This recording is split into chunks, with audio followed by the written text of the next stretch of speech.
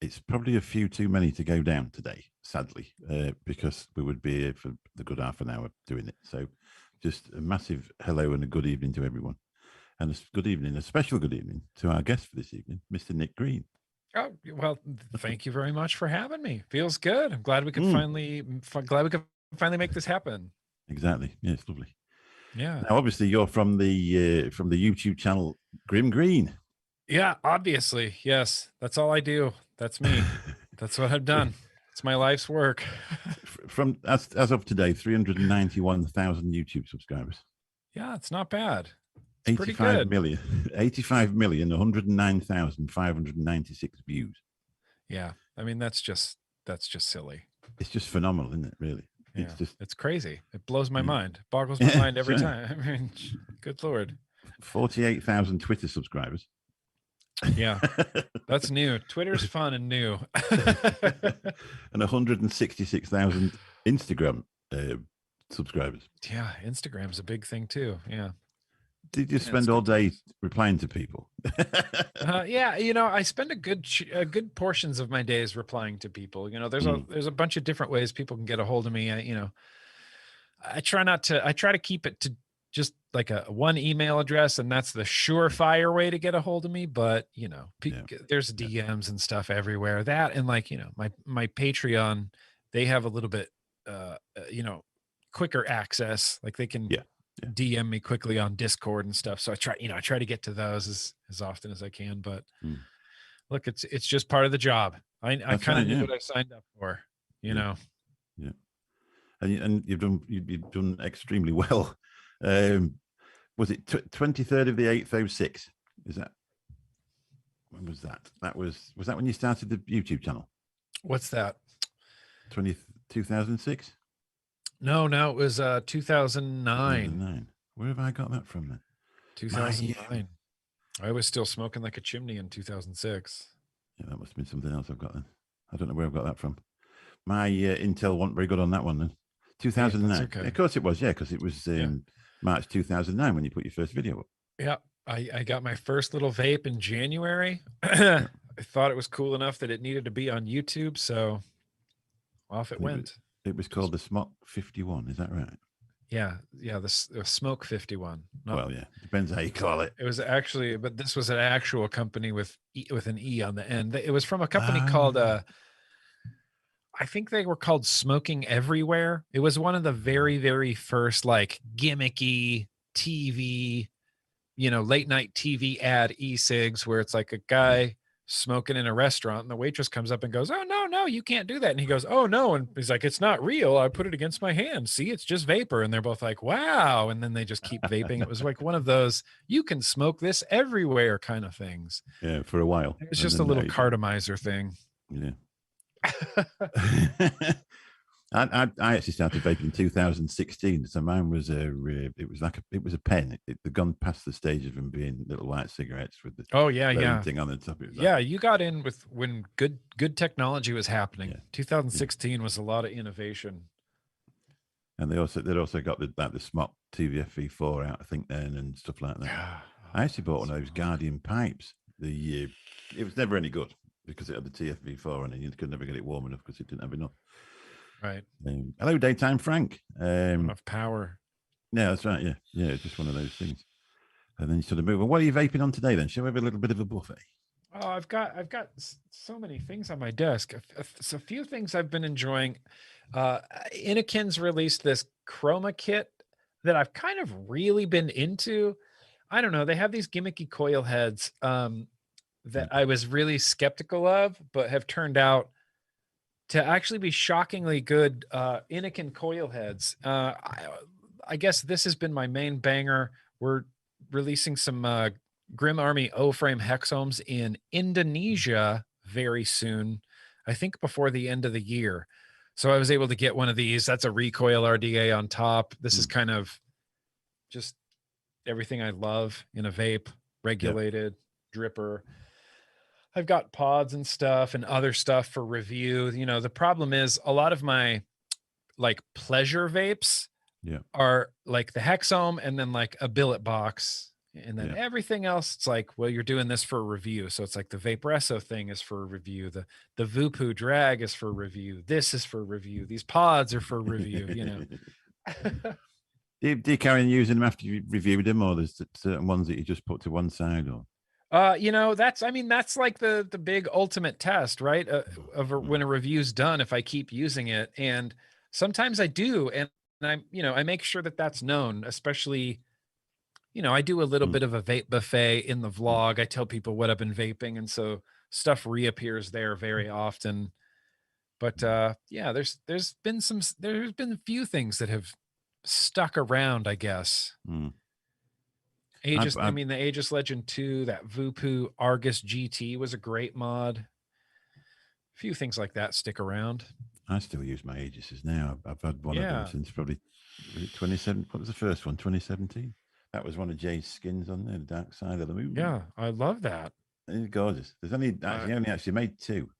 The rest of them have been made slightly different because that's what cool he sent. That's how I met Jay. He sent that out to us to have a look at and did a video on it on how to fit them.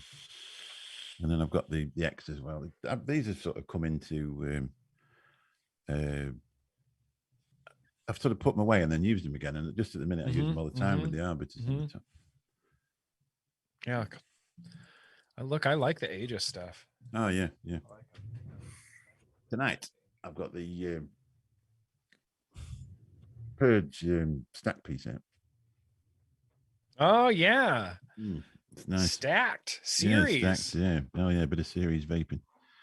I've also got the little guy as well. I've got the Slam. I bought that one first over in the UK from a vape shop, and then I went to Orlando. So I went into Fast Eddie's and bought the other one from the shop. And I paid a lot less for the stack than what I did for the other one, because obviously there was no importer. Hello, Mickey.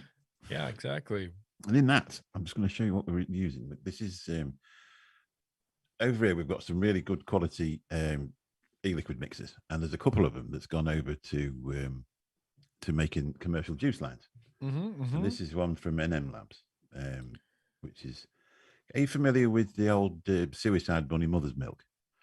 Oh yes, yes. No, that is the pre-TPD version of that. That's exactly what it tastes like to me. It's absolutely gorgeous. That. I love that. Yeah, well, it's a good thing because actually we're sending you some. Yes. Awesome. Also, there's another guy, and he's in chat there at Reality, and he has a company called Amatorium. So there's some of that coming over as well. Radical. Oh, yeah. That's rad. That's the Kendall mint cake. There's about 5 or 6 different ones. I'm not sure which ones he's sending you, but I've got the other ones up there, but they're nearly empty, so I couldn't vape them. This is a beautiful range as well. It's got trifles in it. And are you familiar with a trifle? An English dessert called it. Yeah, trifle is custard top and then jelly underneath, and then there's a little bit of sponge cake in the bottom. There's another one which is a salted caramel. Oh, that sounds great. So you'll be able to try them when they come over. And it's on its way as we speak. Oh, I can't wait. So that was something to look forward. I don't know how long it takes for things to turn up in America. Well, the only problem is they haven't been able to send you any nicotine shots with it because they were frightened. Get held that's up. Okay. I got lucky, and I have a bunch of nicotine shots for stuff like that. Thankfully. With the the mail ban and everything going on. Yeah, that's right. I just use. It's obnoxious. I use 72 milligram. We can actually get that. You're not really supposed to, but nobody. It's one of those things in the UK. Nobody takes any notice. You're not supposed to. It's like 2 milligram tanks. They just created bubble glasses to go around. So it's on top of the box. Yeah, same exact thing. Guess what? The cat wants to go out. I told you, didn't I? It was just a matter of time. Stay there. He can stay in. I've told him. It's been warm. It's just a matter of time. So where was we? Oh yeah, there was a Smoke 51, and that was the first one you did a review on.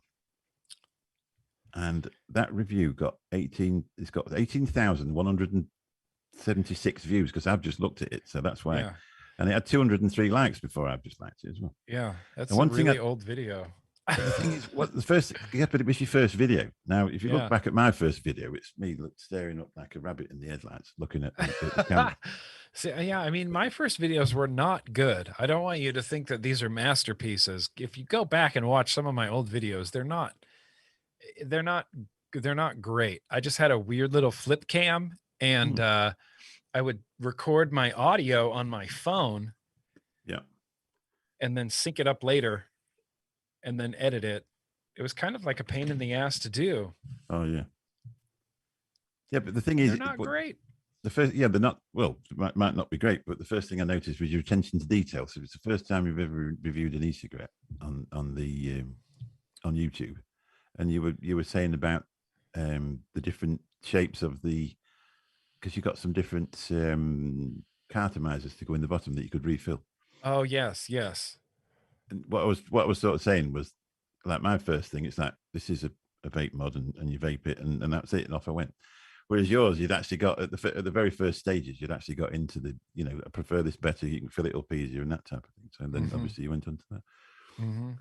What was your job before that? Was it was to do with blending coffee, wasn't it, or tasting coffee? Yeah, I still was. So even at that time, for the first 5 to 6 years of GrimmGreen YouTube, I was still working my job at Starbucks. And shortly before, just before that, I was doing coffee tasting. I did that for 4 years. And then I was in the quality assurance department at the roasting plant when I kind of first started GrimmGreen. And then I became, and then I went through distributions, and then I became a coffee roaster. And that was the last position I held there at the roasting plant, was a coffee roaster. And I loved it. It's a great job. It's such a good job that, the hours weren't awesome. It was, graveyard shift. Graveyard shift kind of sucks, man. It was like, it was 7 p.m. to 7:30 a.m., 4 days a week, sometimes 5 days a week. It wasn't great, but the job itself, I really, really loved. But GrimmGreen had started getting like too popular and taking up too much of my time. So I just eventually, it was in 2014, I kind of had to decide if I was going to do GrimmGreen full time and quit my job. And then I did, and I quit my job, and it was crazy. But here we are. And now I get to talk to you, and the rest is history. Was it a weird feeling when you actually think? Did you actually were you a little bit frightened when you packed the job in and went over to full time? Tremendously. And it wasn't long after I quit my job that, like, it was like about a year later, I think, that the first YouTube adpocalypse happened. And I started like losing a bunch of monetization on my YouTube. And I was like, oh, okay, well, this is how I've been living. This is my income that I have. So that's another stressful thing. You don't really think about when you quit your job to do like a freelance anything is, it's a worry. Your income comes and goes with algorithms, and, it's crazy. Yeah, I drive a cab for a living, and I went self-employed 26 years ago. Yeah. And for the first, probably the first year, I'd only get a puncture, or it wanted a small amount of money spending on the cab, and I used to think, oh, that's it, I'm packing it in, I'm going to get a job. Yeah. I can't deal with the stress. I can't deal with the stress. Yeah, it's true. And there were so many things where it's like, oh God, I have to get a new camera. Like, I can't keep using this dumb web camera. I need like a real camera, except that is like, a $4,000 investment just for the camera body. And then you have to buy a lens. And then it's like, oh, you're going to need to upgrade your computer if you want to start streaming in HD. And so, it's just, we're all winging it, right? We're all winging it. And that's one of the things. It's like these weird costs and stuff you never really think about. And we just started a little YouTube channel in February last year, and started off with a little MacBook. And you think, oh, that's it, we'll be able to go, we're going to do a YouTube stream. And then you want to use OBS, and it doesn't work with a MacBook. It's the memory won't take it. And so then you think, oh, I'll buy a Windows computer. So then I kept that for about 3 months, and then it blew up. So I sent it back, and it went on and on and on. And you just think, well, I don't actually make any money at this. It's like I just did it Yep. for some fun. Yeah. And anyway, now I've got a desktop computer and upgraded the microphone, and you're using a Rode, aren't you? Is it a Rode? Yeah. What's that? Yeah. Rode? You're using Rode microphone, yeah. Yeah, this is a Rode. I Yeah. don't know the model of it, but it's the annoying kind that's hard to get a pop filter for. So I have to use this weird pop filter that doesn't really stay in place. Yeah. But it sounds good, and that's all I really cared about. Yeah, that's it. Yeah. Yeah. I was looking around for microphones. I actually looked at that one, and they said then so I went for I've got the NT1. This is a Rode as well. Mm-hmm. Oh yeah. More made for singing. Then when I got this, it was a little bit too quiet, so I got a fathead thing that goes in the bottom of it and plug that in, and it's all money. Yeah. Well, you haven't been doing any singing into it? No. Oh, come on. Why not? Are you a singer? Have you ever been a singer? No. I mean, not professionally. I've been in plenty of bands. I wouldn't say I've ever been. I'm not like a singer. I've done vocals and things like that in the past, and sometimes on my vlog live streams, I like to sing "Happy Birthday" to people. Yeah, I've been listening. That have had birthdays and things like that. So that's about the extent of my my vocal range there. Yeah, skip around the room. Yeah. That's it. That's the extent of my vocal range. Have you ever made any money commercially as a in a band? Not in any real capacity. Not in a way that would allow us to be just a band. Yeah. It's sure we'd made money off of merch sales, or you make some money off of whatever. You get 10% of the door, and then if they sell $1,000, you get like $50 or something, and it's never, you get a bar tab sometimes, but not well. I've never paid a bill with money that I made from being a musician. No. Would it have been a career path that you'd like to have gone down? I mean, yeah, that's originally kind of really what I wanted to do, was be in a band, like be in a functioning musician touring band, That's kind of what I wanted to do. I was just picking all of the wrong genre. Like, we're playing in death metal bands. It's like, a death metal band isn't gonna skyrocket, make you millions of dollars unless, I'm sure there's some death metal bands that do that, but we weren't very realistic about it, No. Well, the thing is, you never know unless you tried it, and there is, there are singers now that have actually changed their path later on in life and having another go doing something else. Yeah. So 100%. I've got to ask you what sludge doom is. What's that? Sludge doom. Sludge doom, like the musical genre? Yeah. It's like heavy, slow, sludgy doom rock. I mean, it's hard to explain without saying sludge or doom, but like there's some, it's generally slower-ish, depressing, heavy, very low-tuned guitars. Distorted guitars. Very distorted guitars.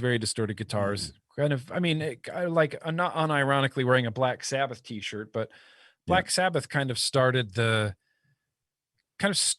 whole genre of music. I mean, not just metal in general, but lots of sludgy doom bands credit Black Sabbath as like, they're the gods of this. You like Metallica? Oh yeah, I'm a big Metallica fan. I love me some Metallica. Have you seen them live?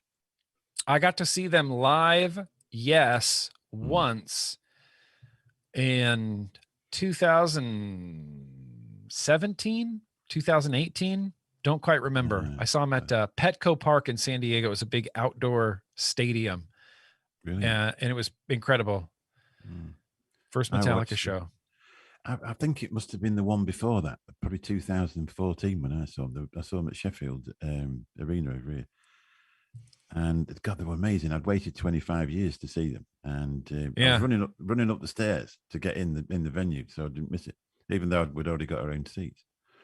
Can you see that the people in chat are actually trying to get me to sing something? They're trying to get you to sing? Do they want you to sing Metallica? They want me to sing I Was Born Under a Wandering Star. My deep voice. Do it. Try it. I want to hear it. I'm here for it. No. No, I'll release it later. You never know. I might make my first million.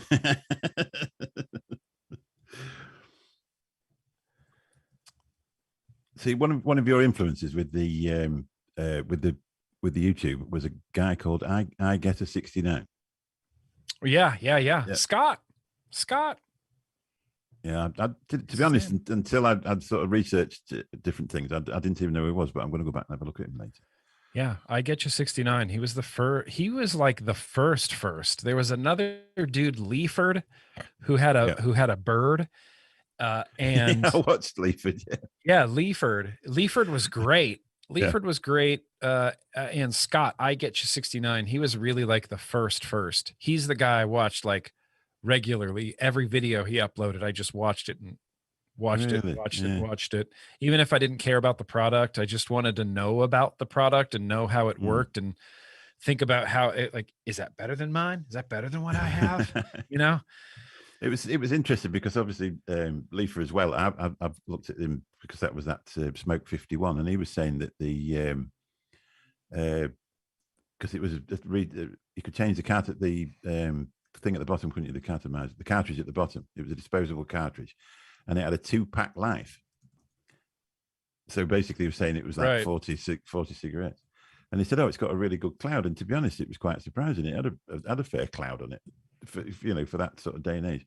Yeah, I remember picking a guy up in the cab, and he brought some of these cigarettes, and they were the same sort of thing, the white cigarette thing with the glowing tip. And he said, "Oh, he says I'm selling these," and I basically sort of laughed at him and said, "Well, they'll never take off, will they?" Well, how wrong was I? And sure enough, not many years later, I was doing it. Yep, 100%. A lot, you know what I mean? Yeah. I entered a cigarette now. I didn't dual use. I used to have sort of times where things used to get a bit tough, and then I just think, I'm just going to have a cigarette. And I found, for me, it worked out better to have one, rather than, because I think sometimes it's like as soon as you go on a diet, you're always hungry, aren't you? Yeah. So if you really desperately want a cigarette, remind yourself. I mean, now to smoke a cigarette, I'd find it disgusting. I wouldn't enjoy it at all. No. Maybe. I never know. I don't know. I feel like I might enjoy like a puff or two. Would you? I just for sheer like nostalgia. It would have to be a menthol cigarette. But I think if I had like 1 or 2 puffs of a menthol cigarette, I might not hate it completely. No. I think the 3rd or 4th puff I might. I think that's where it would be a hard cutoff. Last time I had one, I was quite drunk, and the first thing I noticed was you don't get a very good cloud off them anymore, do you? When you used to do Micks and sub-ohming and that type of thing. Even with a mouth to lung, I use this little OBS cube kit. I've got 2 of them, and I use them. We're driving the cab because we can vape in the cab, and I use them all the time. And you don't even get a cloud off a cigarette as good as that. So I found it disappointing. And then the next thing was the smell all stuck up over your face and on your hands and stuff like that. Couldn't get rid of it. Yeah, it really does. It really does stick to you bad. Yeah, that's a good point. Menthol is now banned in the UK. Menthol cigarettes. Menthol cigarettes are really? Oh, bummer. Loose tobacco, you can only buy it in. They've got rid of. You can't buy cigarettes in any less than the 20. You can't obviously buy menthol cigarettes because they would be, personally for me, that would if I decided I was going to start smoking again, I would do exactly the same thing. You'd get used to the menthol and the and the mint, wouldn't you? And then get back into the real stuff. Exactly what I did. All I ever smoked were menthol cigarettes. I was like, I flirted occasionally with Winston's for some reason, like non-menthol. But for the most part, I smoked Marlboro Smooths or the cool blue box. And I don't know why. I just really liked them. I was Marlboro Lights. Yeah. For the last Marlboro 10 Lights. years, I think. I used to love them as well. I used to get 30 a day. That's I was good at it. A lot. You were good at it. You're professional. Yeah, I started smoking when I was probably 13, something like that. Yeah, regularly same. from 14. Same. And it was not, I can't think of ever going back to it now. No. I couldn't ever do it regularly again. And I don't think, I think vapors now wouldn't. And it's not, and like, even if it was completely, illegal, outlawed, I think vapors would still find a way to vape. I think we're that adamant about not returning to tobacco. And I think we've all learned how much better or not, whatever, how much we function with nicotine. I like it. I don't picture myself not ever using nicotine. That's right. You ever tried the pouches, the snooze things? Oh yeah, yeah. I'm a big fan. I like those. Yeah. I like them more. I like them for flying, and I like them for theme parks. Like when I go to Six Flags or Disneyland, they're very strict about vaping. You can't even bring it past security. It's like a big deal. But they'll allow snooze tins, and so I always carry a snooze tin to any theme park I go to, and it's always satisfying. It's always more than enough nicotine. And I honestly don't miss vaping at all throughout the day. No, that's the important thing, isn't it? And the first time I went to Disney was 2016, was 6 months after I'd stopped smoking. And I just left mine in the car because I thought it was, at the time you could still vape in there, but it was really awkward to carry about on rides and things like that. So I just left it in the car. But the first thing I did when I got back in the car was, just cloud chase. Yeah. Yes. Cloud chase. Yeah. Trying to get that nicotine back in thing. after I got the vape cooled down from being in a warm car all day. Yeah. Well, and Disneyland used to have areas inside the parks. There were a few places you could go and vape, and I would bring pod systems with me. Like I would bring a little Stig or like a little 50 milligram pod or something, and you could go to the smoker areas and sit with all of the smoking people and just vape with them.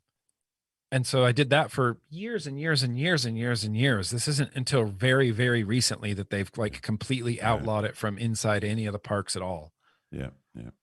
Which I mean, we knew that. I knew that was going to be a matter of time. Yeah, I was quite lucky because I'd never even thought of those little pouches, and then a company called Zinn sent some out for review. Oh, they work. Yeah. Do you like them? Do you like them? Yeah, I do. Yeah. Oh, yeah. Yeah. I have some. I've got a box in the cab for do a long journey with somebody in. I just pop one in, and you can do 3 or 4 hours with no problem whatsoever. Yeah, I think it's great. I found the weaker ones, about 2. The ones didn't do me any good at all. And then they had a 2 strength, 3 and a 4, I think. And the 2 is about right. I tried the 4s and they were a little bit pokey for me, to be honest. But sometimes, especially when you get into like the general snooze that's not really portioned in nicotine strength. It's just a bunch. It's like it's not a level. It's not like 2 milligram, 3 milligram. It's like, no, here's snooze. Just put it in your cheek. And it's like you instantly feel the little tingle of it. It starts numbing your lips a little bit. You can kind of feel the nicotine. It's great. It's a wonderful feeling. I got some. And when you've had enough, you're like, okay, we're done. New Wave Dave's in. New Wave Dave. I've got a new cat for you, Dave, if you want it. Watch out for that cat. Good Lord. He sat there looking at me like, you will let me out. I'm not. I've got GrimmGreen on here. Anyway, it must be time for a beer, Nick. Oh, yeah. I was just thinking that. Do you fancy a beer? I did. I found this is the only cold beer that was in my refrigerator. So I had to grab a matching glass. Oh, you got a Guinness? It's a Guinness. Yeah, it's a nitro cold brew coffee stout. Oh, nice. These are good, and I've had them before. I'm not despite my intake of alcohol and nicotine and cannabis, I don't do caffeine. Really? Yeah, I've been off caffeine for a few years, and I don't do it normally. And I know this has caffeine in it. So if you start going all swirly, then we'll have to. So if I start going real sideways, then it'll be okay. It'll be okay. This is one I actually picked this on. I got 2 of them. I drank the other one. It's called a Death Star IPA. That's it. Oh, that's not bad. Oh, Death Star. Yeah, Northern Monk. 12%. Nice. It's a room temperature one because it's a thick one, and it's chocolate, peanut. And, yeah, it's nice. It'll 12% too. 12%. Yeah. So I'm only going to sip it because otherwise I'll forget where I am. That's nice. Yeah, I don't know what this is. Oh, see, this is only 4%, so I'm good. Well, that's a good one. I'm good. This is an easy drinking beer. I feel like I poured that pretty well too. That was some good espresso shot looking separation there, Guinness. I'm very proud of myself right there. They do look nice, don't they? It does. Look at that. Look at that creamy head. Mm. This is smells of coffee. Strong. Oi, cheers. Cheers. I've got it in the Deval chalice just to make it look even better. Look at that. Oh yeah. It's I have one of those. Yeah. I've we went over to say I went over and met Jay about 2 months ago, and we were drinking Deval out of him in a pub, and I said I'm going to ask him if I can buy one. Anyway, we have to leave quick. I never did, so I bought one. They're on Amazon, so I just bought it from there. Oh nice. Oh nice. I got a Westy 12 glass home from Belgium one time. Really? And I was just shocked. But yeah, it was a goblet exactly like that. West Veletrin 12. It was unbelievable. I'm like, this is the most rare beer, like a glass of the most rare beer. Like there's no way this is getting home in one piece. It made it. Like I couldn't believe it. We went to Cancun, and we were on the way back through the airport. We went to Bubba Gump's restaurant, and they said, "Oh well, you've won a prize." And I thought, "Oh yeah, well, there's a lot of timeshare type deals in Mexico." And I thought, "I've won a prize to go and sit in there while we wait for the airplane and see if they can sell us something before we leave." So she says, "Take this ticket round there, and they'll give you." And they gave us two, and they look like jars on a stem. They're really cool, and they're about this tall. And we thought, well, there's no way we're going to get them home. So they wrapped them up in newspaper, and we've still got them. We've had them about 7 or 8 years. Yeah, that's incredible. It was just the only thing you can't really find, and they're not really a beer glass. You need to fill them full of moonshine or something like that. Really. Yeah. They're actually jars. Something that'll really mess you up. Moonshine, yeah. How's that beer of yours? Beautiful. It's really, it's alcohol heavy. Definitely alcohol heavy. That 12%er. If I stick that down me, I'll forget what day it is. So yeah, I'm just going to sip it. It also makes my face go red with that high alcohol. Yeah, it's because you're British, correct? Yeah, oh yeah. Yeah, that's why. That's why. That's just what happens, and it's good. That's like a natural response. It's natural buzz. Yeah. I bet that would.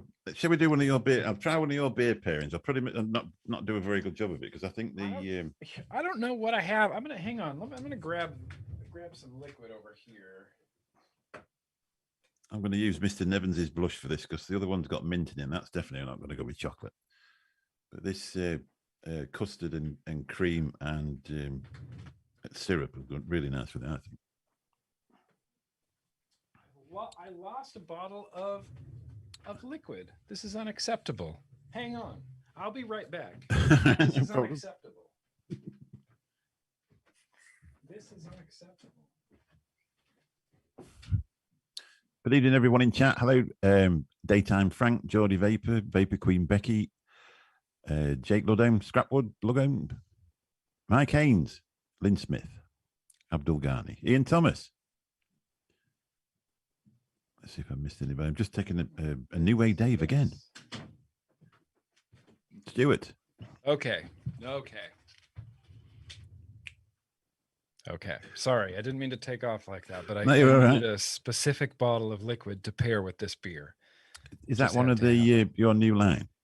It's a potential liquid for the new Super Grim line with Super Good. Yep. It's a peanut butter white chocolate chip cookie. It's delightful. Yep. It's so good. And I think it's going to pair like amazing with this beer. Just unbelievable. Yep.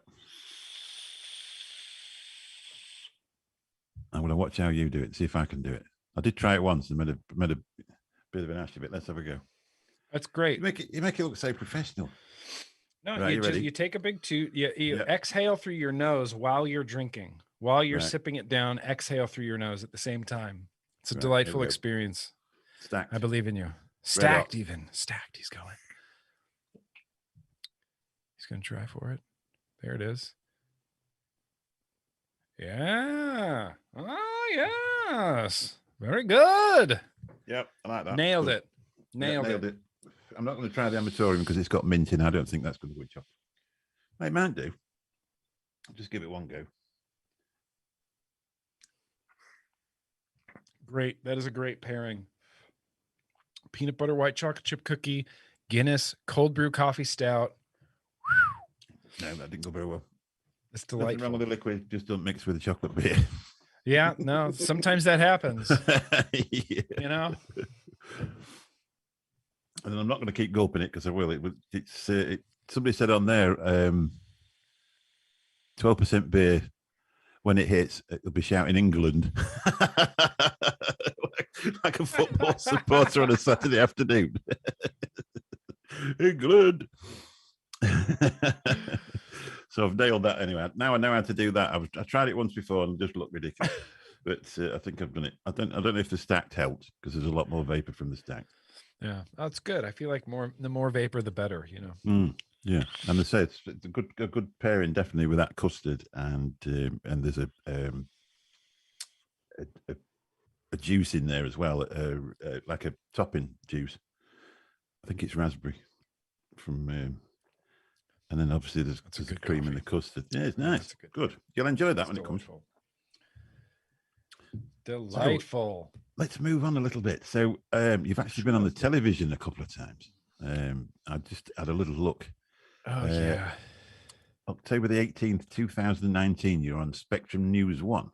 Yeah, that was for EVALI. That was when EVALI was happening in the United States with the vitamin E acetate and the THC cartridges, and that doctor lady had the gall to look. I mean, Dr. Jessica Sims. You didn't get on. Yeah. I didn't, and I met her in the green room. I met her in the green room before the show, and we were just chit chatting. And she was very nice, but I'm not gonna sit there and take that opinion from an uninformed person. And I tried to be as super nice as possible. And like, I watch it back now. Like I've watched it back recently, and like I cut her off a few times. I'm like, I shouldn't have done that. Damn it. Don't feel bad. She wanted to tell lies. I shouldn't have done that. I shouldn't have done that. I know, but I try to present myself at, because I'm well aware of my appearance. I talk about this all the time. It's like, I have throat tattoos. I have full sleeves. I get it that people, if I go on YouTube, people, I think, have a slightly preconceived notion that I'm not going to be able to speak well to things like this, but I feel like I really can. And so I wanted to make sure that I represented us well on TV, and that I wasn't just like another tattooed vapor who doesn't know what the fuck he's talking about, It is always a worry. If you're not informed, don't do it, because that is always a worry. You could, just telling them, go, well, I want to vape. It doesn't really work out. You've got to have a valid argument. And in my opinion, in that you did, you especially for a start, you were really cool, calm, and collected. I tried. And I delivered it well. That was nerve-wracking, but I tried. I'm not cut out for that. I think we're back in the green room on the way out then for another spot of tea. No, she wouldn't talk to me. I tried it right after the broadcast was done. The lights went down and the host was like, "Oh, thank you very much." I was like, "Oh, thank you." And she just got up and left. And I tried to follow her, like talk to her and get her attention and try to explain to her like the vape that I had in my pocket and the type of liquid it uses and the THC cartridges and the type of, like, I was trying to get her like off camera, give her like the little bit of nuance about this.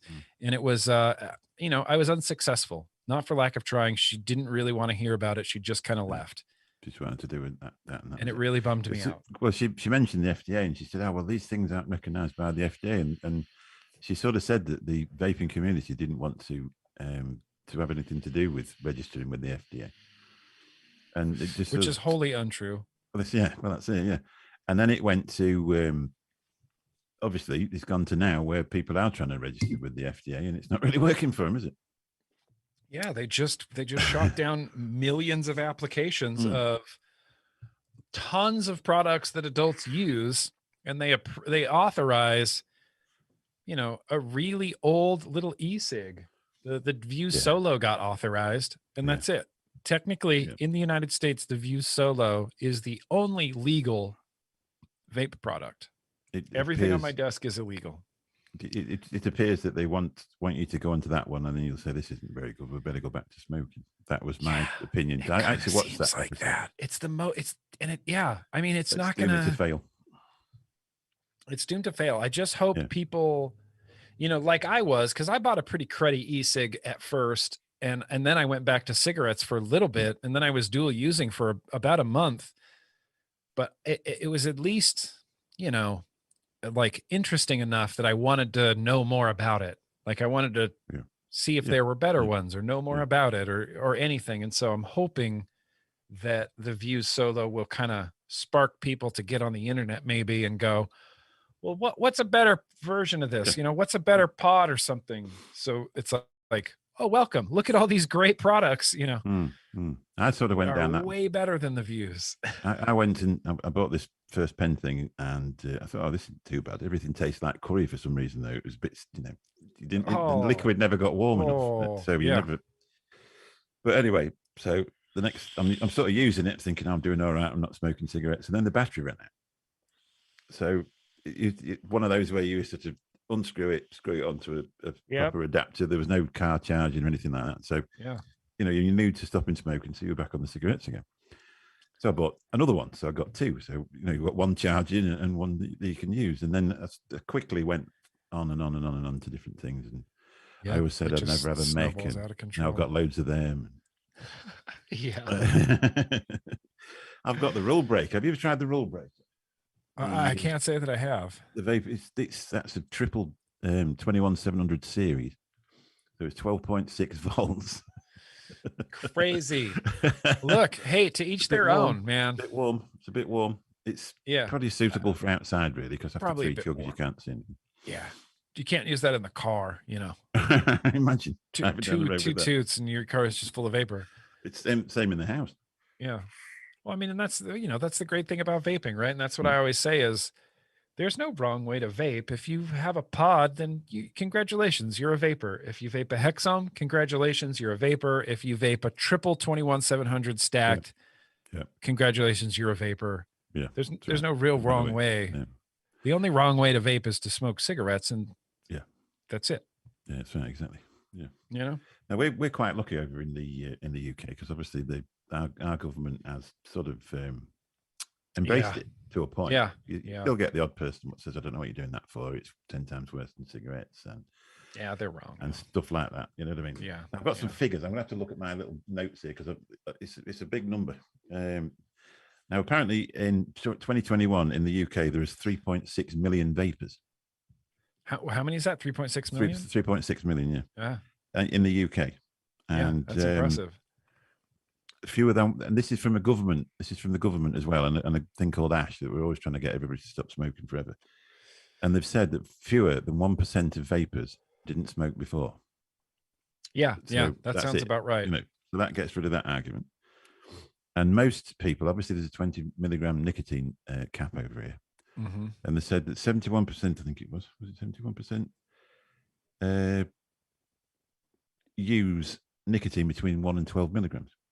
Mm-hmm, mm-hmm. And there's only 1%. Obviously, if you mix your own liquid, you can go over 20%. So there's only 1% of people that have sort of they're using over 20 milligrams. So for us over here, that sort of worked.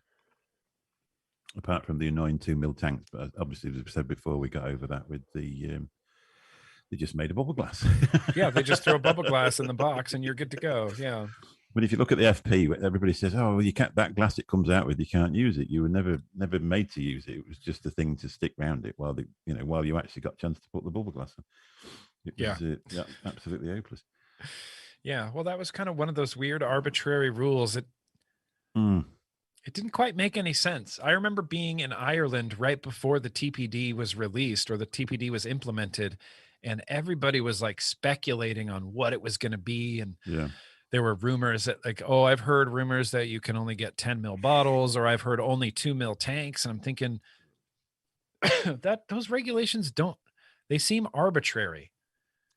I think they just have to find something to do. Is there, where's the data that shows me that a 2 mil tank versus a 5 mil tank is going to make any sort of difference between smokers or vapors or youth uptake, or where's the logic behind this?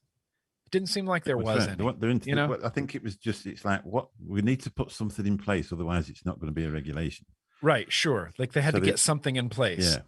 Yeah, that's right. Yeah. So they went down the route of, well, if your tank fell over and it spilt out and your dog licked it up, it could kill it because it's got nicotine in. I think that was the thinking with the 2 mil tank, because 2 mil wouldn't kill it, but Right. 5 mil might. Well, I mean, and that depends on, how much nicotine you have in your tank, right? So Yeah, exactly. if I'm just vaping 3 Yeah. milligram and my dog licks up 3 milligram, he's not going to die. He might throw up. I might throw up, but I wouldn't die. He wouldn't die. He wouldn't get sick. I don't Again, know. with the 10 mil things, I think that was the other thing. They had to be, we couldn't have any dripper bottles or anything like that. It had to be plastic Right. bottles that Right. couldn't spill if they didn't have the lid on. They are saying that Right. there is a chance that when it comes to, they're actually, obviously we've got a little bit busy at the moment with the pandemic going on, so they're going to possibly revoke that at a later date, but we'll see. I mean, it's working pretty well as it is, so let's not bother. Yeah. Let them regulate that a little bit. And well, and you guys, your NHS is going to prescribe them. Yeah. It's going to start prescribing e-cigs, and I think that's great. It'll be interesting to see what they actually do prescribe, whether it's going to be one that's made especially for them. Yeah. I can't imagine they're going to go down the route of a throwaway, because they're going to be shooting themselves in the foot with, recycling and battery wastage. Yeah. Or whether you'll have to take one back to get. And it'd be interesting just to see what they do. And it could be. It seems interesting. I mean, I'm basing this on nothing. Okay. Yeah. But I feel like that's where the higher nicotine levels are going to end up, like 40, 50 milligram, because I mean, there's very conclusive evidence showing that higher nicotine is better for a transitioning smoker. So the idea that they're going to cap it at 20, but then prescribe higher, that kind of makes sense to me too. That's where you could get a 50 milligram is from, NHS. Yeah, if it's coming, they've not. They haven't actually said, but it's. I mean, now if you light a cigarette up in a hospital grounds, you can actually be fined. But the place where they used to go for a cigarette is now the vaping shelter. So you can't vape inside the building because it's a hospital. Right. But you're more than welcome to. But there's a shelter for it. Yeah, there's a shelter for it. Yeah. So that's very interesting. Yeah. Yeah. All right, I'm just looking at my note. I wrote that many things down. It's impossible to remember all of them. Here's what I'll say. I think it'll be interesting in the UK when the vapors outweigh the smokers. When there's a diminishing number of smokers, but an exorbitant amount of vapors, I'll be interested to see what the UK's approach is then. Yeah. If they're going to try to reel that in or just let vapors vape. Yeah. Because in New Zealand, they're kind of they're kind of insinuating that they're also going to get rid of vaping once everybody's switched to vaping. And that sits in a weird place with me. Well, yeah, that's right. Yeah. Yeah, we'll get them all over to that, and then there'll be and then we'll ban that too. Then we'll ban that as well, that's always a worry. If they tell you to do one thing and you do it, are they going to tell you to do another thing to see if you'll do that? You've appeared in the newspaper a couple of times as well. You were in the Guardian twice. Oh yeah, the Guardian, and another one called Vice. Yeah, and Vice and the Guardian. Yeah, it was. And in you're also in where are we? Sorry, should have rehearsed this better. I don't know what else I've been in. Tell me. The Rolling Stone did a blurb about Rolling Stone. Rolling Stone did a thing on Uvalde. I talked to a lady from Rolling Stone at the rally in Washington D.C. That was it. Yeah, that was right. Yeah, that was cool. Yeah, the one in Vice probably it was just more of a quote, I think, but the one in it was interesting that you actually got your photograph in there as well. Yeah, and she was actually saying it was quite nice walking around smelling lots of strawberries, but after a while it all smelled the same. Yeah, that's true. And look, that's the worst thing that reporter would have to say. There's no way she's going to walk away saying, "Oh, I had trouble breathing," or my, it triggered my allergies. It's like, no, it kind of just smelled like a bakery, and that's it. Yeah. So somebody's put Vice, a good YouTube channel. No, it's actually a publication in the US. Yeah, it's a publication, and their documentaries on HBO are pretty great too. At least I think they're on HBO. I'm not sure. The Vice documentaries. We've probably got them, to be honest, because we do get a lot of sort of bleed over American stuff onto our satellite channels. Yeah. And if you've got a VPN, you can look at lots of things anyway. I like the first 48. That's one of my favorite things to watch. Oh yeah. Have you ever seen it? Yeah, I love that. Yeah, first 48. Well, the first time I ever watched that was the first time I'd ever been to America, and there was a guy on there with a really distinctive voice, and we got home and we could watch it at home. It was mad. You know, and we're talking about 2004. You know what I mean? And so yeah. You know, which is, you know, things have slightly changed. I've been to America now 6 times, I think. Oh, yeah. Cool. Yeah, I've been Where to have Chicago. You visited in America? Chicago? Chicago, yeah. Yeah, Chicago. Yeah, I was only there a couple of days. I went to Las Vegas. Oh, My daughter got yeah. Married, yeah, my Oh, daughter so got you married made in Vegas. So you did make it pretty far west. That's cool. Yeah. And then I've been to Florida 4 times. Oh, cool. Florida's great. I love Florida. Yeah, Florida's fun as hell. Yeah, I've got a friend over there, and he comes to stay with us when we go. Whether we'll make it again, because obviously the cost of living in America compared to ours is. When the first time I ever went to Florida, the dollar was nearly $2 to the pound, and it was a reasonable amount. But we noticed the last time we went, it's about 130 now, and a lot of things have gone up in America compared to what they have in the UK, and it was quite an expensive place to be. So, you know, it wasn't like Party Central the first time we went. You know, yeah. So, Florida's great. And, you know, Florida's one of the few states in the whole of America that doesn't really have any restrictions on vaping. Really? Yeah, they just don't.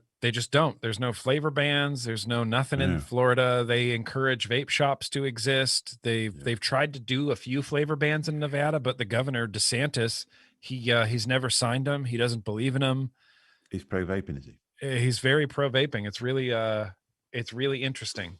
It's one of the only states in the union that is like actively, not, I wouldn't say encouraging vaping, but not discouraging its use. You know. Yeah, it's weird to understand, isn't it? Really. Certainly in this country, big tobacco doesn't really have a voice. I've always said that, and you can tell the difference. You can tell the difference. There's no. Yeah. You know, there's no, as far as they're concerned over here, cigarettes are bad and they don't want you to have any.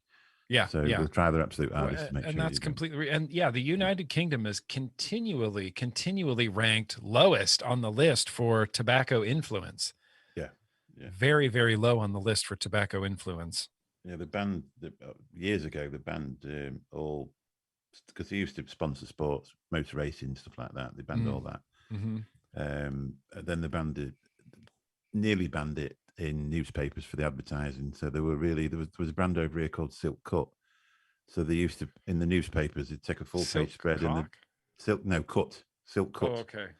That's like bold choice for a name. Good Lord. Okay. If I ever start my own brand of cigarettes, I'm going to call it Silk Cut. Silk Cock, yeah. Do it. That's what you said. That's what we'll route you in. just because you said. And they got really, really good because they put a purple piece of silk, which was part of their packaging, and then just show somebody cutting it. Silk cut. You know? And anyway, in the end, they said, right, we're not having that anymore. Finished. That's real so that they sacked them off with it completely. But to be honest, I think tobacco advertising was probably, I mean, they used to have it on big billboards at the side of the road as you were going down. And when I was a young child, I wanted to look like the Marlboro Man, you know, sat on his horse. Yeah. I was just obsessed with smoking from a really, really young age. As soon as I saw someone smoking and exhaling something other than their own breath, that was it. I was sold. Yeah. I wanted it. Yeah. Yeah. I used to stand in front of the mirror smoking cigarettes. You know, it's just a thing. I used to think amazing. Yeah. And so cool. Yeah. Yeah. So that's why it's been a complete success for me. I stopped smoking stopped smoking every day nearly, don't you? Yeah.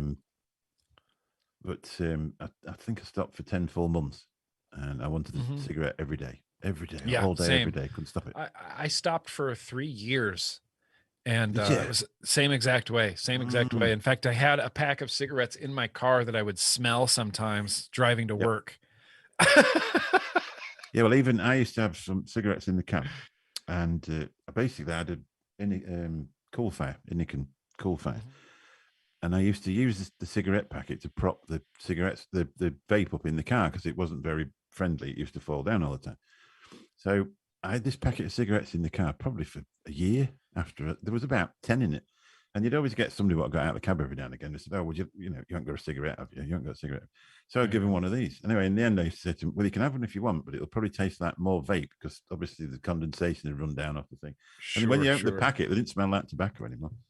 Anyway, one day I just chucked them away, and that was the end of that. But I think I had 1,000 cigarettes in the house when I stopped smoking. That's dang. Because they're quite well. I think they're more expensive in California, but in the UK, it must be 15 quid a packet now, 12, 15 pound a packet, which is about $18 probably. I don't know how that compares. I think I don't remember paying more than like $6 or $7 for a pack of cigarettes, maybe $6.50 for a pack of cigarettes. Yeah, well, there's a lot more than that over here then. And so we used to pick them up, like when I went across to Holland, or when you went to Spain, you'd bring as many as you could back. So I had a good stash of them, and I gave them away as presents, and the last 200 I think I sold to somebody. And that was that. And because I kept them, they were like my dummy, really, and it was, I might need them one day, even though I was vaping, I might need them one day. Yeah. And for a long time, I used to think, oh, so if something went wrong, you used to think I could murder a cigarette. You know what I mean? Yeah. And you've been completely free of it. For a long, long time. I actively missed it when I wasn't smoking cigarettes. I remember I took one trip to Las Vegas one time when I was not smoking cigarettes, and it just felt like the dumbest thing ever. I'm like, what's the point? What's the point? If I'm not sitting here at a blackjack table smoking cigarettes, I don't really want to be here. It just felt dumb without cigarettes. I was still smoking when I went there. And obviously it's very, very easy. You could smoke anywhere in Las Vegas. Yeah, you can kind of smoke anywhere in Las Vegas. They still allow smoking on the casino floors. Not everywhere. They're starting to cordon off, like and eventually it'll be gone. But for now, you can still kind of smoke most everywhere. Most casino bars you can smoke in. Really? It would now be a reason for me not to go in it, to be honest, because I can't stand the smell of the cigarettes. Yeah. Well, see, I have a sick relationship with the smell of cigarettes because I just really like it no matter what, always. I grew up in Lake Tahoe, California, and we're right on the border, California, Nevada. So there's a lot of casinos up there. Right. And when you're a kid growing up in this, really, it's a really small town, but there's casinos. Everything you do is at the casinos. Every restaurant you go to is at the casinos. The arcades are at the casinos. School events are at like the casinos convention center area. So it's like I have this nostalgic childhood attachment to the way the inside of like a stale casino smells, like the casino cigarette smell. It's a nostalgic trigger in me. And to this day, if I walk into a casino and it smells like stale cigarettes, I love it. I love it. I want a candle. I want air fresheners for my car that's like casino cigarette ashtray. And I would put that in my car. I just love that smell so much. And I know that's objectively gross. Well, I think sometimes it's just memories. I still look at when I go into an airport, I always walk to the corner of the duty free to look at the humidor for the cigars. Oh yeah, and I always do it. I still do it even now. We were a while back, and I always do it. I make a beeline over to the thing, and I stand in front looking at these cigars because I've always had a fascination for good cigars. And but the only thing I do like the smell of now is if I get somebody that rolls their own cigarettes and they've got a pouch of loose tobacco. If I can get that off them to go like that, it's just like coffee, and it just smells good. Yeah, I have the very same affinity for like loose leaf tobacco, especially cigar humidors. Because Tahoe's such a smoking town, every casino up there had its own like specialty cigar shop. Ooh. And so my brother and I would, we fancied ourselves as a bit of a cigar connoisseurs at one point. And so we would visit all of the cigar shops and just hang out. And, we knew all the owners, so we could just sit in there and smoke cigars with them. And we'd go in the humidor and pick some out and sit and smoke cigars. And it was awesome. I always found the darker ones with the most smoother smoke. Yeah, the darker. Yes, the darker the leaf. Darker the leaf. Yes, 100%. 100%. And some Yeah, of them that were was- just, they're so good. Yeah. So good. Yeah, they were the ones, even flavored ones. I used to like the flavored ones if they got Love a rum them. flavor and something like Love that. them. In fact, even pipe tobacco, love. Oh, yeah. Love. Yeah. There's one of our neighbors in our neighborhood here. He's like whatever 4 or 5 streets up, but sometimes when he's walking his dog, he's got his pipe and he's smoking his pipe while walking his dog. And you come around the block, it's like, you can smell it just wafting down the block. I just follow it like a cartoon, just floating through the air, The last time I saw anybody with a pipe, we were in a hotel in Amsterdam, and he came out and he'd gone outside to have a puff on his pipe. So, and I went and stood next to him, and I'm like, anyway, he's sort of looking at me out of his eye corner, and I'm sniffing away like, and he walked off. Oh shit! I bet he thought I was some sort of pickpocket or weirdo or something like that. And he's like, anyway, he just walked off. I thought, God. And it was, he spoke a different language. I would like to have explained to him the fact I just like the smell of his pipe. It was amazing. Yeah. No, I just like the way your pipe smells. Yes, right. Yeah, I'm not interested in you as a person. Just keep breathing out. Yeah, that's great. So you're living in LA. LA, yeah. Los Angeles. No, it's not by choice. I don't know that I would have ever chosen to live in Los Angeles. It's just kind of where we ended up.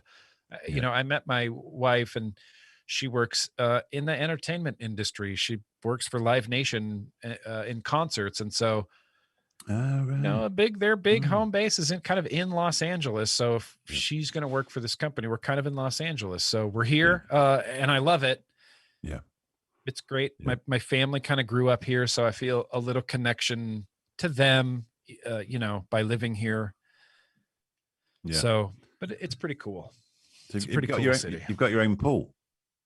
We do. We got a swimming pool. Yeah, I got a swimming pool. It's one of those things where, my whole YouTube career, I'd never wanted to buy anything frivolous. I always really saved my money, and so I knew that one day I wanted a house with a swimming pool. And so that was kind of like my goal. I was like, no, I don't need the big Thanos collectibles, and I don't need, some fancy BMW. I'm going to save my money because swimming pool.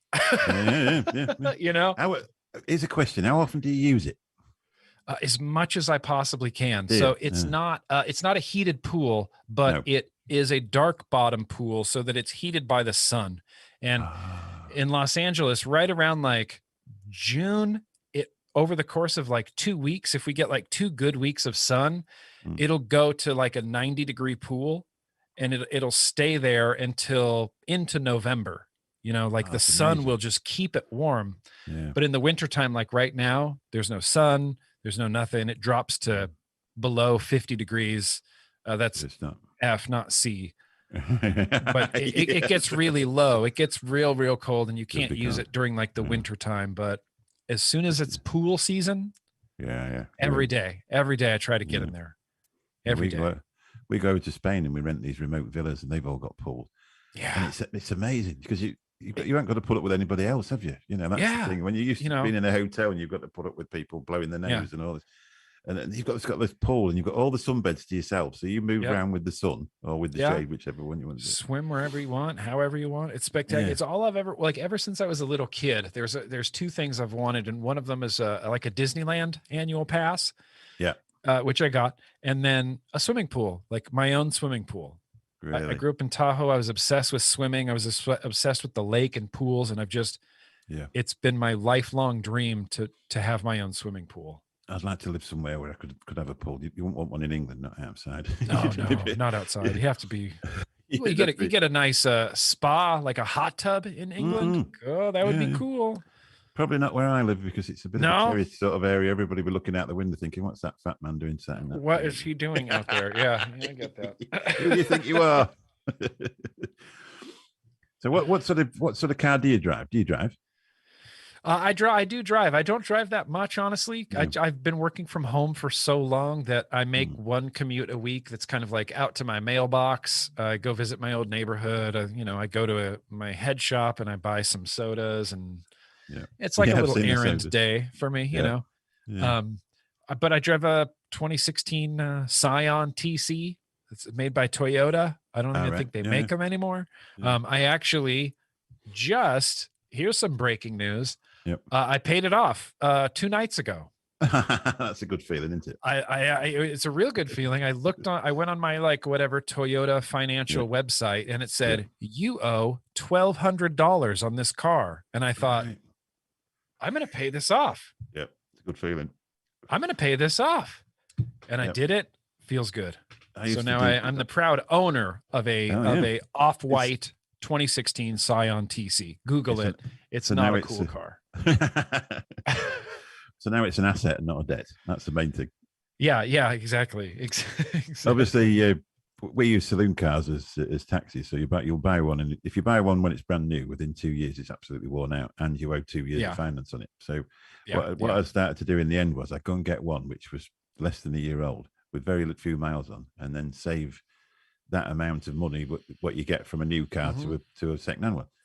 And then that was always my goal, to actually own a car, because I'd never really owned one. It was always just a rotating finance agreement. Oh yeah. And the first one I ever paid off, that joy was amazing. It is. It's indescribable. It's like this is the second car I've paid off in my life. The first one also was a Scion as well. I bought a Scion XA when I was like 26. Yeah. And I eventually, 6 years later, paid it off. Unbelievable feeling. Unbelievable feeling. Yeah, it is. Yeah. And I drove it for another like 8 years after that. I'm still driving mine now. I got it paid off in, I think I've had it paid off 2 years at least anyway. And so again, it's an asset, not a debt. So, and that made the difference between, with a shutdown, a lockdown during the pandemic. It made the difference between managing okay and struggling. So, it's a good thing if you can do it. Yeah. Rather than have some sort of crazy souped up thing that you're paying for. Totally. Get something you can afford to do it. Well, and that's the thing, is I drive so little that I still have like, I don't know, I think I'm under 50,000 miles on my car still. Really? Yeah. And it's completely paid off. I've driven it like maybe up and down the state a few times, but other than my once a week trip, it's like, that's it. It just, I don't drive it. It doesn't have any mine's miles. got 160,000 on it now. Holy cow! That's cool. I drove a Ford Tempo like into the 250,000 mile range, and it was sketchy the whole time. The whole way. Yeah, this is there's things that go wrong, and you think, is this the one? Is this the one? Is this the one? It's not a very good time in the UK to start buying second-hand cars, though, because I think it's the same throughout the world, though. But the price of second-hand cars has just rocketed over a ridiculous amount. Is it? Yeah, it has. Yeah, it has. They've gone up by the £3,000 too expensive, which is a lot of money. Yeah, that is a lot of money, because they can't get second-hand ones. Obviously, they can't get new ones because of the chips. Anyway, it's coming to that time, Nick. It's been a wish of mine ever since the first time I ever watched it to actually sit there and have a beer with you. So it's been really, really special. Oh yeah, bro, it's great to have a beer. Thank you for having me on. And I've really, really appreciate you coming on, and I really appreciate everybody in chat. Obviously, we haven't had a lot of time to talk to you because there's so many of you. But it's been an absolute pleasure to spend some time with you. Yes, and hopefully we'll be able to chat once again. Maybe at an expo in the UK if it ever everything gets sorted out. Look, I would love nothing more. I'm dying to get back to the UK. I only got to go to the UK 3 times before COVID kind of stopped everything. And I'm dying to get back. In fact, I'm hoping to go to the Germany show in Stuttgart, Germany in May, I think, is Hall of Vape. All right. Yeah. So that's the plan. That's the tentative plan. Tell your friends, Hall of Vape. Are you going to? So this e-liquid that you're doing with, just to be clear, that's coming out in the UK, is it? Yeah, in the UK, just in the UK with Super Good. We're in Super Good. That's right. Final-ish stages. It's been a long process, and I want the liquids to be kick-ass, and I knew that Super Good, would do a good job. I'm really a big fan of their liquids, and look, these are shaping up to be pretty awesome liquids. Have you any idea when it's going to be? Is there any sort of idea when it's going to be released? I don't know. I'm trying not to be give a date, just because we kind of started this process like at the very beginning of 2020, so it's been like it's been so much up in the air that I'll just say soon. I'll say 2023, first half of 2023 for sure. Yeah, first half 2023. Oh, well, there you go. That's something to look forward to. And I presume, well, obviously it'll go well over here anyway. You've got a big following over in the UK. They're just real good liquids. More than anything, I just want people to have a good, a good vape, like really enjoy the liquids. That's right, exactly. And hopefully you'll enjoy the Amatorium and the Elixir when it comes over. Yeah, I've seen what they've done for you. It's going to be a nice presentation as well, so I'm sure you'll enjoy that. I can't wait.